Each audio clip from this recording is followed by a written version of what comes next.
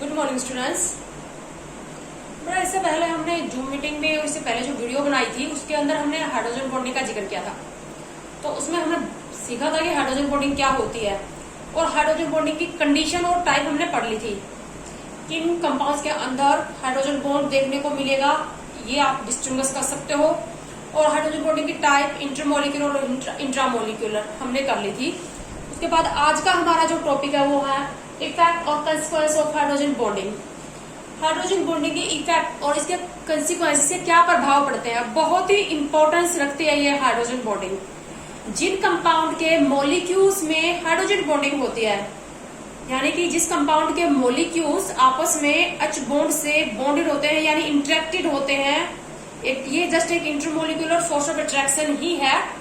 तो hydrogen bond से bonded होंगे वो कंपाउंड दूसरे कंपाउंड के कंपैरिजन में डिफरेंट प्रॉपर्टी शो करेंगे, जैसे कि उनका मेल्टिंग पॉइंट, बॉइलिंग पॉइंट, उनकी फिजिकल स्टेट या उनकी सोलबिलिटी, एसोसिएशन, डिसोसिएशन, पोलरिटी, इन सब के ऊपर हाइड्रोजन बॉन्डिंग का इफेक्ट पड़ेगा। तो आज हम यही टॉपिक करने वाले हैं, हाइड्रोजन बॉन्डिंग के क्या क्या कंसिक्वेंस पड़ते हैं, क्या क्या इफेक्ट है हाइड्रोजन बॉन्डिंग के। अब सबको पता है कि वाटर जो है, वाटर में क्या होता है, मैंने बताया था जिस भी कंपाउंड के मॉलिक्यूल में हाइड्रोजन ऑक्सीजन नाइट्रोजन या फ्लोरीन के साथ अटैच है, तो वहां पर क्या होगा, अगर तुम्हें किसी कंपाउंड के मॉलिक्यूल में हाइड्रोजन के साथ साथ ऑक्सीजन या फ्लोरीन या नाइट्रोजन दिखाई दे जाए तो समझ लेना उस कंपाउंड के मॉलिक्यूल के बीच में hydrogen bonding force of attraction काम कर रही होगी। तो वाटर के अंदर, अब वाटर में क्या है, H2O है, यानी कि वाटर का हाइड्रोजन ऑक्सीजन के साथ अटैच है, तो वाटर मॉलिक्यूल के बीच में क्या होगी, हाइड्रोजन बॉन्डिंग। और आपको पता है कि वाटर को एक यूनिवर्सल सॉल्वेंट मानते हैं। वाटर यूनिवर्सल सॉल्वेंट है, मतलब वाटर एक ऐसा लिक्विड है जो मोस्ट ऑफ द कंपाउंड को अपने अंदर डिसॉल्व कर लेता है। सिर्फ एक यूनिवर्सल सॉल्वेंट ही नहीं है, वाटर जो एक्वेटिक एनिमल्स हैं उनके लिए एक प्रॉपर हैबिटेंट भी है। ये एक सूटेबल पैलेस भी प्रोवाइड करता है बहुत सारे एक्वेटिक एनिमल्स और प्लांट्स को। और इसका जो सबसे बड़ा रीजन है, वो रीजन क्या है, वाटर मॉलिक्यूल के बीच में हाइड्रोजन बॉन्डिंग का होना। ठीक है, तो वाटर के अंदर हाइड्रोजन बॉन्डिंग जो होती है उसी की वजह से क्या होता है, ये ज्यादातर कंपाउंड को अपने अंदर डिसॉल्व कर लेता है।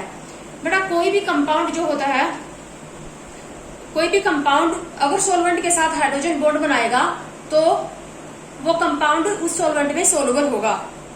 एक तो मैंने आपको ये बताया था कि polar dissolve in polar compound जो होते हैं वो पोलर सॉल्वेंट में सोलुबल होते हैं। आयनिक एक्सट्रीमली पोलर होते हैं, तो आयनिक पोलर का ही एक्सट्रीम केस है, तो आयनिक कंपाउंड वाटर के अंदर घुल जाएंगे। दूसरा, जितने पोलर कोवेलेंट कंपाउंड होंगे वो वाटर के अंदर घुल जाएंगे क्योंकि वाटर भी पोलर है।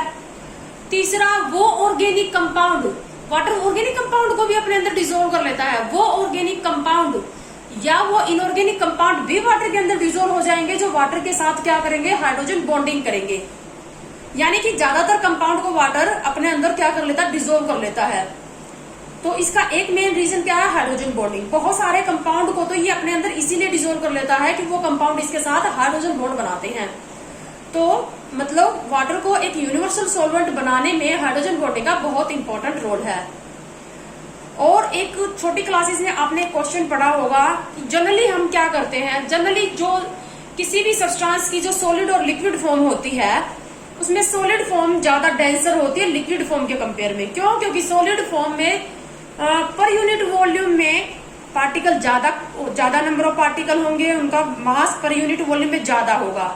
सॉलिड में सबको पता पार्टिकल क्लोज होते हैं, पार्टिकल क्लोज होंगे तो पर यूनिट वॉल्यूम में सॉलिड में पार्टिकल ज्यादा आएंगे तो डेंसिटी ज्यादा होगी। तो क्या होता है, जनरली किसी भी सब्सटेंस की सॉलिड फॉर्म डेंसर होते हैं लिक्विड फॉर्म में, बट वाटर में रिवर्स है। आपको पता है कि वाटर की जो सॉलिड फॉर्म है वो है आइस, और आइस जो होती है उसकी डेंसिटी वाटर से कम होती है, इसीलिए आइस वाटर के ऊपर फ्लोट करती है। तो इसका भी मेन कारण हाइड्रोजन बॉन्डिंग ही है। आइस की जो डेंसिटी है, why ice is less than that of water. H2O की जो लिक्विड फॉर्म है जिसको हम वाटर बोल रहे हैं, और H2O की जो सॉलिड फॉर्म जिसको हम आइस बोल रहे हैं, तो डेंसिटी ज्यादा किसकी होनी चाहिए थी, सॉलिड फॉर्म की, आइस की। बट आइस की डेंसिटी जो होती है वो वाटर, लिक्विड वाटर से क्या होती है, कम होती है, और कम होती है इसीलिए वो फ्लोट करती है। तो इसका कारण भी हाइड्रोजन बॉन्डिंग ही है। आप लोगों ने एक और बात सुनी होगी कि वाटर की जो मैक्सिमम डेंसिटी होती है वो 277 केल्विन यानी 4 डिग्री सेल्सियस के ऊपर ही वाटर मैक्सिमम डेंसर होता है। तो वाटर की जो मैक्सिमम डेंसिटी होती है 1 ग्राम पर सेंटीमीटर क्यूब, जो हम वाटर की जो डेंसिटी बताते हैं वो 4 डिग्री सेल्सियस के ऊपर यानी कि 277 केल्विन के ऊपर मैक्सिमम होती है। अगर इससे ज्यादा टेम्परेचर करोगे तो भी वाटर की डेंसिटी घटेगी और इससे कम करोगे तो भी वाटर की डेंसिटी घटेगी। और ये जो बात है ना, वाटर की जो 4 डिग्री सेल्सियस के ऊपर वाटर मैक्सिमम डेंसर होता है, ये भी एक बहुत इंपॉर्टेंट रोल प्ले करता है वाटर को एक एक्वाटिक एनिमल्स और प्लांट्स के लिए सुटेबल हैबिटेट प्रोवाइड करने में। पूरा का पूरा वाटर बॉडी फ्रीज में कन्वर्ट नहीं होता, आइस में कन्वर्ट नहीं होता। जो बहुत कोल्ड कंट्री है, चाहे कितना भी टेम्परेचर लो हो जाए, तो वहां पर जो कोई भी वाटर बॉडी है तो उसका पूरा का पूरा जो वाटर है वो आइस में कन्वर्ट नहीं होता, सिर्फ ऊपर ऊपर का वाटर ही आइस में कन्वर्ट होता है। इसका मेन कारण यही है कि वाटर की जो डेंसिटी है वो 4 डिग्री सेल्सियस के ऊपर मैक्सिमम होती है। अगर सपोज करो तुम कोई पूरी की पूरी वाटर बॉडी आइस में कन्वर्ट हो जाए, तो क्या वहां पर रहने वाले एक्वाटिक एनिमल्स और प्लांट सर्वाइव कर पाएंगे? नहीं कर पाएंगे, वो तो फ्रीज हो जाएंगे साथ में ही। ठीक है, तो मतलब ये सब जो कॉन्सिक्वेंस है ना, ये हाइड्रोजन बॉन्डिंग की वजह से है। वाटर वाटर मॉलिक्यूल में जो हाइड्रोजन बॉन्डिंग हो रही है उसके इफेक्ट है ये। तो अब आज हम पढ़ रहे हैं, ये तो जस्ट इंट्रोडक्शन था, तो हम स्टार्ट कर रहे हैं कुछ और हाइड्रोजन बॉन्डिंग के इफेक्ट। सबसे पहले हम इफेक्ट पढ़ लेते हैं एसोसिएशन।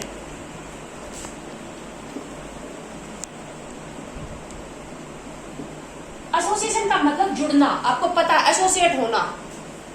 एसोसिएट हो जाते हैं कुछ कंपाउंड के मॉलिक्यूल्स आपस में हाइड्रोजन बॉन्ड से, उनके बीच में इतनी स्ट्रॉन्ग हाइड्रोजन बॉन्डिंग होती है कि वो आपस में जुड़ के, दो मॉलिक्यूल आपस में जुड़ के एक मॉलिक्यूल की तरह बिहेव करना स्टार्ट कर देते हैं। मतलब हाइड्रोजन बॉन्डिंग बहुत ज्यादा पावरफुल हो जाती है उनके अंदर, तो वो आपस में जुड़ जाते हैं। दो मॉलिक्यूल जुड़ के आपस में एक मॉलिक्यूल बन जाते हैं, इसको बोलते हैं डाइमर। डाइमर का मतलब दो मॉलिक्यूल जुड़ के एक मॉलिक्यूल बनना, या एसोसिएशन।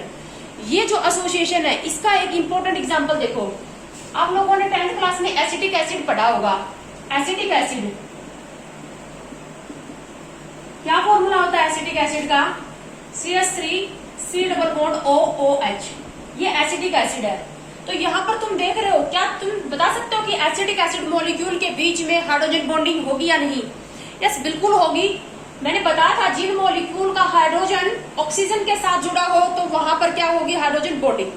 तो एसिटिक एसिड के दो मॉलिक्यूल आपस में हमेशा, इवन गैस फेज में भी, लिक्विड फेज में तो जुड़े जुड़े होंगे, इवन गैस फेज में भी, क्योंकि गैस फेज में तो मॉलिक्यूल दूर दूर होते हैं, इवन गैस फेज में भी एसिटिक एसिड के दो मॉलिक्यूल आपस में हाइड्रोजन बॉन्ड से हमेशा जुड़े रहते हैं। और इसका कैसे पता चला हमें, कैसे जुड़े रहेंगे? दो एसिटिक एसिड मॉलिक्यूल के बीच में हाइड्रोजन बॉन्डिंग कैसे देखने को मिलेगी? ये देखो, मैंने यहाँ पर एक एसिटिक एसिड मॉलिक्यूल को ड्रॉ किया, इस तरह से मैं इसको ऐसे ड्रॉ कर लूं, और दूसरा एसिटिक एसिड मॉलिक्यूल,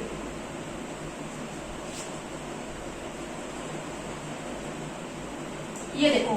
तो ये दो एसिटिक एसिड मॉलिक्यूल, अब इस मॉलिक्यूल का ये हाइड्रोजन इस मॉलिक्यूल की ऑक्सीजन के साथ हाइड्रोजन बॉन्ड बनाएगा। इसी तरह से इस मॉलिक्यूल का ये हाइड्रोजन इस मॉलिक्यूल की ऑक्सीजन के साथ हाइड्रोजन बॉन्ड बनाएगा। कौन सी हाइड्रोजन बॉन्डिंग है? ये इंटरमॉलिक्यूलर हाइड्रोजन बॉन्डिंग है।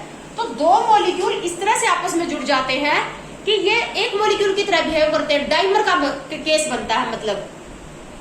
और जनरली ये किसमें होगा? जब एसिटिक एसिड को तुम बेंजीन जैसे नॉन पोलर सॉल्वेंट में डिसोल्व करोगे, देन ये हाइड्रोजन बॉन्डिंग देखने को मिलेगी। यानी कि दो मॉलिक्यूल आपस में दो हाइड्रोजन बॉन्ड से जुड़े हुए हैं, एक हाइड्रोजन बॉन्ड ये बन गया और एक ये, तो दो एसिटिक एसिड मॉलिक्यूल आपस में दो हाइड्रोजन बॉन्ड से जुड़े हुए होते हैं। और इसका कैसे पता चला हमें? क्या एविडेंस ऐसा मिला जिससे हमें ये पता चला कि एसिटिक एसिड के दो मॉलिक्यूल इवन लिक्विड फेज में तो जुड़ेंगे, गैस फेज में भी आपस में हाइड्रोजन बॉन्ड से जुड़े हुए होते हैं। क्योंकि जब एसिटिक एसिड का अगर हम मॉलिक्यूलर मास कैलकुलेट करें, एटॉमिक मास को जोड़कर, तो 60 आता है। वैसे तो मॉलिक्यूलर मास कितना आएगा? 60 आएगा। अगर कैलकुलेटेड, अगर जोड़े हुए तुम एटॉमिक मास, जैसे 2 कार्बन है तो 2 कार्बन का 24 हो गया, 2 ऑक्सीजन का 32 हो गया, 4 हाइड्रोजन का 4 हो गया, तो 60 आएगा। लेकिन ऑब्जर्व जो मॉलिक्यूलर मास है, जो ऑब्जर्व किया जाता है, वो हमेशा 120 आता है। ऑब्जर्व जो मॉलिक्यूलर मास है एसिटिक एसिड का, वो हमेशा कितना आया? 120 आया। और वो 120 क्यों आया? क्योंकि दो मॉलिक्यूल हमेशा आपस में जुड़े हुए होते हैं। So observed molecular mass of acetic acid always obtain 120 even in gas phase, because two acetic acid molecule are associated to each other through a strong intermolecular hydrogen bonding. ठीक है, और उसके बाद नेक्स्ट जो हम इंपॉर्टेंस कर रहे हैं वो हम कर रहे हैं डिसोसिएशन की।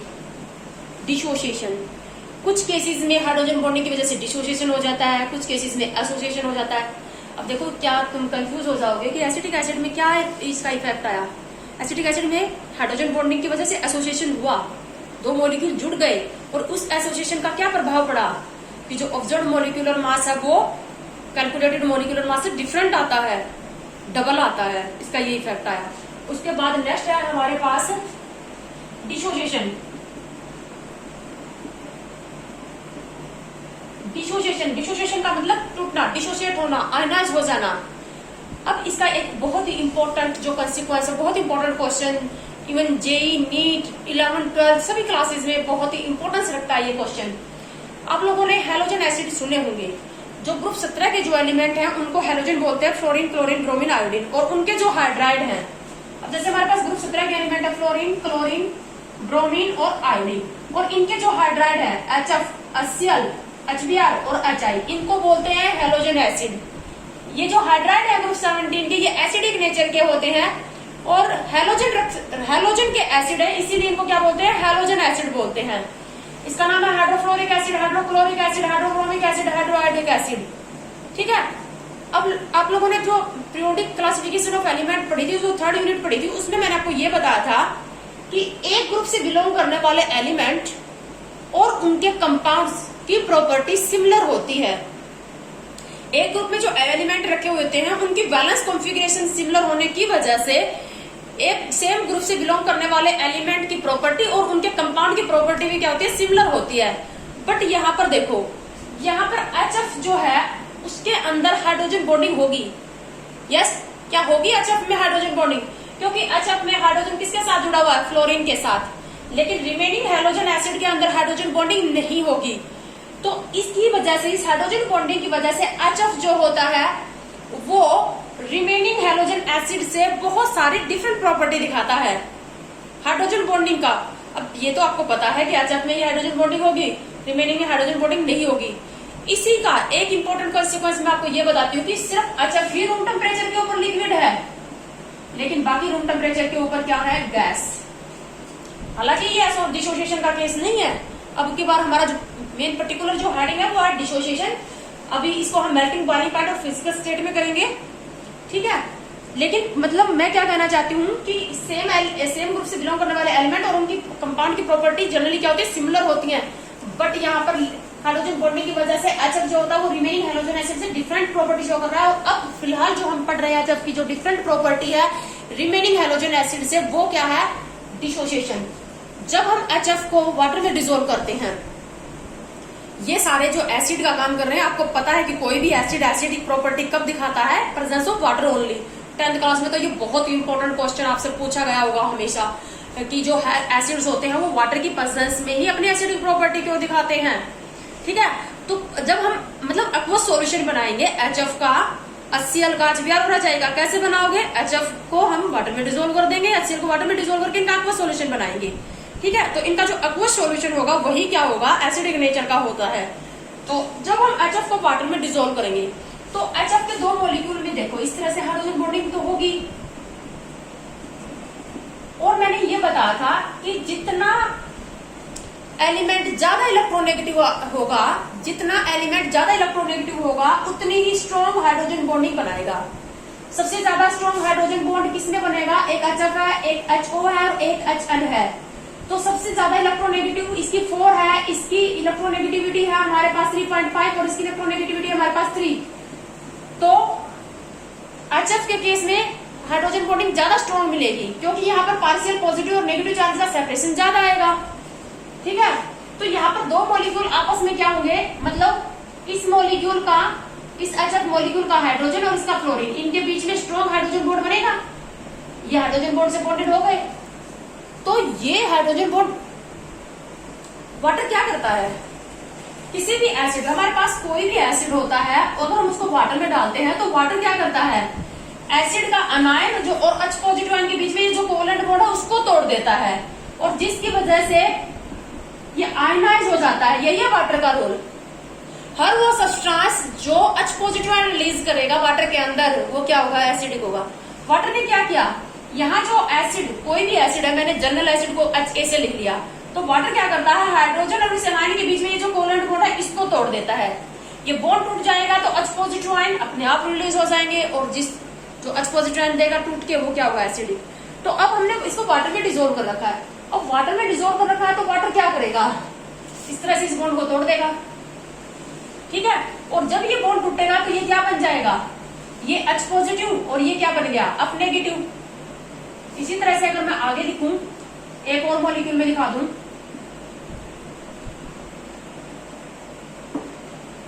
अब यहां पर देखो, ये तो ये अगर मैं इसको तोड़ रही हूं तो ये H पॉजिटिव और ये F नेगेटिव, तो ये आयन कौन सा बन गया, HF2 नेगेटिव आयन बन गया ना ये, यस बोलो, HF2 नेगेटिव आयन बन गया ये इस हाइड्रोजन बॉन्डिंग की वजह से ही हुआ। देखो ये तो वाटर ने करना था, वाटर ने क्या करना था, हाइड्रोजन और फ्लोरीन के बीच में ये जो बॉन्ड था इसको तोड़ दिया, लेकिन यहाँ जो हाइड्रोजन बॉन्डिंग थी उस हाइड्रोजन बॉन्डिंग की वजह से ये F नेगेटिव आयन इस HF के साथ अटैच हो गया और जिसकी वजह से कौन सा आयन बन गया, HF2 नेगेटिव आयन। हमें कैसे पता चला HF2 नेगेटिव आयन बना, हम तो आयन को देख ही नहीं सकते। सोल्ट बनेगा अगर तुम HF के एक्वस सॉल्यूशन में, HF के एक्वस सॉल्यूशन में कोई भी बेस डालोगे, कोई भी, जैसे हमने डाल दिया इसके अंदर हमने कोई भी बेस डाल दिया, अन्य OH डाल दिया, तो ये अन्य पॉजिटिव OH नेगेटिव आयन में कन्वर्ट हो जाएगा। अब यहाँ पर क्या बना है, यहाँ पर जो आयन रिलीज हुआ है वो कौन सा रिलीज हुआ है, HF2 नेगेटिव आयन रिलीज हुआ है, प्लस यहाँ कौन सा आयन रिलीज हुआ है, अन्य पॉजिटिव। तो ये अन्य पॉजिटिव आयन इस HF2 नेगेटिव आयन के साथ रिएक्ट करके क्या बना लेगा, अन्य HF2। सिर्फ HF एक ऐसा हैलोजन एसिड है बच्चों जो अन्य HF2 टाइप के सोल्ट बनाता है। इसी तरह से अगर KOH डाल देते तो क्या बन जाता, KHF2। बाकी कोई भी हैलोजन एसिड HCl, HBr और HI, क्योंकि हाइड्रोजन बॉन्डिंग वहां नहीं होती तो वो सिर्फ किस टाइप के सोल्ट बनाएंगे। अब देखो HCl को अगर हम आयनाइज करेंगे तो ये कौन सा आयन रिलीज करेगा, Cl नेगेटिव। अन्य पॉजिटिव आयन के साथ रिएक्ट करके कौन सा सोल्ट बनाएगा, अन्य Cl टाइप का सोल्ट। HBr किस टाइप का सोल्ट बनाएगा, अन्य Br सोल्ट। आयोडाइड किस टाइप का सोल्ट बनाएगा, अन्य I। तो रिमेनिंग हैलोजन एसिड सिर्फ इस टाइप के सोल्ट बनाएंगे, हैलाइड आयन का सोल्ट बनाएंगे, क्योंकि Cl negative ion, Br negative, I negative ion release करेगा। लेकिन ये जो HF है ना, ये HF दो सीरीज के सोल्ट बनाता है। एक तो HF क्या होगा भाई, ये टूटेगा तो F नेगेटिव आयन रिलीज करेगा, तो एक तो अन्य F इन्हीं की तरह बनाएगा, और दूसरा ये अन्य HF2 के HF2 नेगेटिव आयन के भी सोल्ट बनाएगा ये। तो ये इस बात का ये एविडेंस है कि HF के बीच में इंटरमोलिकुलर हाइड्रोजन बॉन्डिंग है। HF मॉलिक्यूल के बीच में इतनी स्ट्रॉन्ग इंटरमोलिकुलर हाइड्रोजन बॉन्डिंग है कि जब ये बॉन्ड टूटेगा तो इस तरह से क्या हो जाएगा, HF2 नेगेटिव आयन मिलेगा इसके सॉल्यूशन में, HF2 नेगेटिव आयन मिलेगा इसके सॉल्यूशन में। इसको कैसे पता चला हमें, क्योंकि ये HF2 नेगेटिव आयन के सोल्ट बना रहा है, अन्य HF2 टाइप के सोल्ट। तो तुमसे क्वेश्चन क्या पूछा जाएगा कि जो सिर्फ HF है वही क्या करता है, अन्य HF2 टाइप के सोल्ट बनाता है, जबकि HCl, HBr और HI इस टाइप के सोल्ट क्यों नहीं बनाते। क्या आंसर आएगा इसका, किसका कंसिक्वेंस है ये, HF मॉलिक्यूल के बीच में हाइड्रोजन बॉन्डिंग है, because the HF molecule are attached to with other through a intermolecular hydrogen bonding. अगर ये हाइड्रोजन बॉन्डिंग नहीं होती तो HF2 नेगेटिव आयन टाइप का कोई सोल्ट, कोई अनायन नहीं बनता, और ये अनायन नहीं बनता तो इस टाइप का कोई सोल्ट भी नहीं बनता। बहुत इंपॉर्टेंट क्वेश्चन है ये, प्लस 2 में भी पूछा गया है, प्लस 1 में भी, नहीं तो JEE लेवल का क्वेश्चन है बेटा ये। तो हाइड्रोजन बॉन्डिंग का जो कंसिक्वेंस है वो है डिसोसिएशन, मतलब HF में इस टाइप का डिसोसिएशन हुआ है हाइड्रोजन बॉन्डिंग की वजह से, ठीक है। उसके बाद नेक्स्ट जो कंसिक्वेंस हम पढ़ रहे हैं वो पढ़ेंगे हम मेल्टिंग पॉइंट और बॉइलिंग पॉइंट के ऊपर इफेक्ट। अब देखो हाइड्रोजन बॉन्डिंग एक बहुत, मतलब क्या है, एक strong intermolecular force of attraction है। हाइड्रोजन बॉन्डिंग जो है वो strong intermolecular force of attraction है। तो जिन कंपाउंड के मॉलिक्यूल आपस में हाइड्रोजन बॉन्ड से बॉन्डेड होंगे, अब वो स्ट्रॉन्गली अट्रैक्टेड होंगे एक दूसरे से, और स्ट्रॉन्ग अट्रैक्टेड होंगे तो उनका मेल्टिंग और बॉइलिंग पॉइंट, उनका जितना हम एक्सपेक्ट कर रहे थे, जितना उसके साइज वगैरह के अकॉर्डिंग हम एक्सपेक्ट कर रहे थे उससे ज्यादा होगा। तो जिस कंपाउंड के मॉलिक्यूल के बीच में इंटरमोलिकुलर हाइड्रोजन बॉन्डिंग होगी, उन कंपाउंड का मेल्टिंग और बॉइलिंग पॉइंट रिमेनिंग कंपाउंड उसके टाइप के रिमेनिंग कंपाउंड से क्या होगा, ज्यादा। तो थर्ड कंसीक्वेंस हम पढ़ रहे हैं melting point and boiling point. ये देखो, जैसे हम देख लेते हैं ग्रुप 16, ग्रुप 15 के मेंबर, ग्रुप 16 और ग्रुप 17 के कुछ एलिमेंट मैं लिख रही हूँ यहाँ पर। ग्रुप 15 का पहला एलिमेंट है nitrogen, phosphorus, arsenic, antimony, bismuth. Group 16 के मेंबर है oxygen, sulphur, selenium, tellurium, polonium. Group 17 के मेंबर है fluorine, chlorine, bromine, iodine, एस्टेटिन। Group 17 के मेंबर है, पढ़ चुके हो और याद रखना भी जरूरी है। एलिमेंट्स की बहुत सारी मतलब कंपाउंड की प्रॉपर्टी समझने के लिए किस एलिमेंट का वो कंपाउंड है, उसकी पीरियोडिक टेबल में किस ग्रुप का, किस पीरियड का वो मेंबर है, कितना लेफ्ट में कितना राइट में, उसकी पोजीशन को याद रखना बहुत जरूरी है। इससे केमिस्ट्री बहुत आसान हो जाती है। अब अगर मैं इनके हाइड्राइड बनाऊं, अगर हम ग्रुप 15 के हाइड्राइड बनाएं तो इनके हाइड्राइड जैसे NH3, PS3, SH3, SbS3, BiS3, ये हाइड्राइड बनेंगे।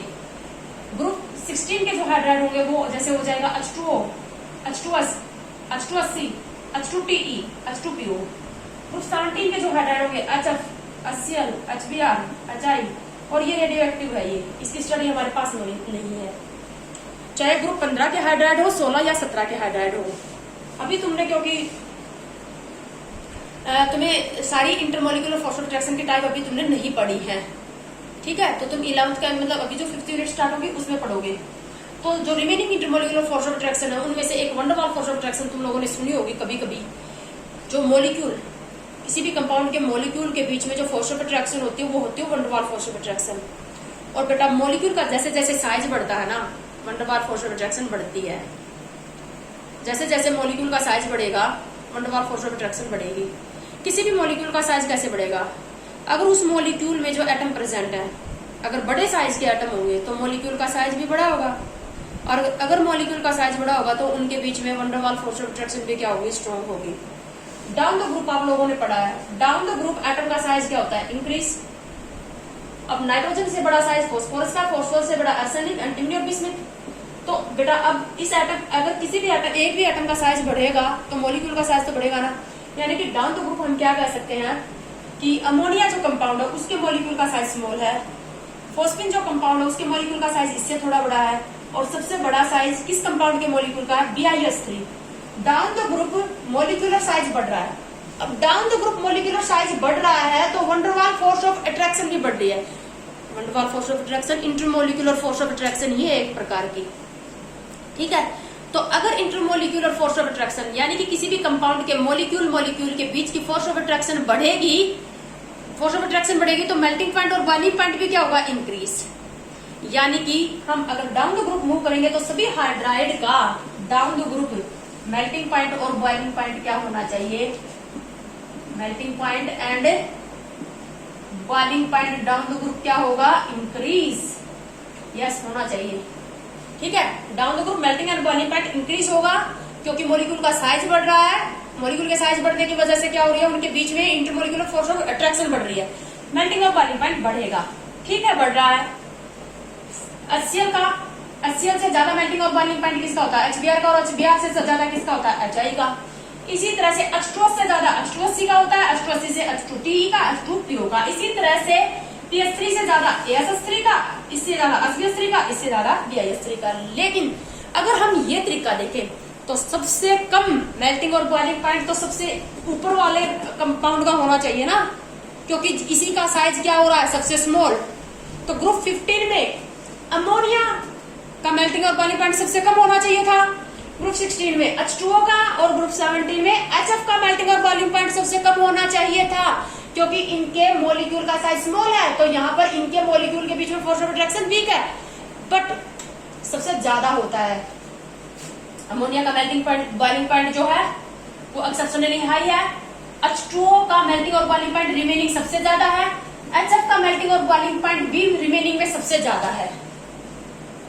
आगे बात समझ में, तो NH3, H2O and HF have high melting and boiling point as compared to other molecule of the same group, और तीनों में हाइड्रोजन बॉन्डिंग है। बोलो तीनों हाइड्रोजन बॉन्डिंग की जो मैंने तुम्हें कंडीशन बताई थी उसको फुलफिल कर रहे हैं। नाइट्रोजन के साथ जुड़ा हुआ हाइड्रोजन, ऑक्सीजन के साथ जुड़ा हुआ हाइड्रोजन और फ्लोरीन के साथ जुड़ा हुआ हाइड्रोजन। तो जितना हम मोलिकुलर साइज के अकॉर्डिंग जो एक्सपेक्ट कर रहे थे कि इनका मेल्टिंग और बॉइलिंग पॉइंट होना चाहिए सबसे कम, बट सबसे ज्यादा होता है। और इसका ये देखो, ये सिर्फ ये रूम टेम्परेचर के ऊपर लिक्विड है, बाकी सारे रूम टेम्परेचर पर ये सारे क्या है, गैस है। ये सिर्फ रूम टेम्परेचर के ऊपर लिक्विड है और बाकी सारे रूम टेम्परेचर पर क्या है, गैस है। हालांकि ये सारे ही गैस हैं, ठीक है।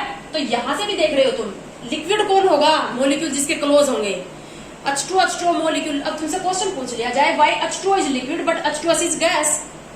+2 का तो बहुत इंपॉर्टेंट क्वेश्चन है, ये पूछा जाता है +2 क्लास में, क्योंकि ये ग्रुप 15, 16 और 17 की स्टडी +2 क्लास में है, ठीक है।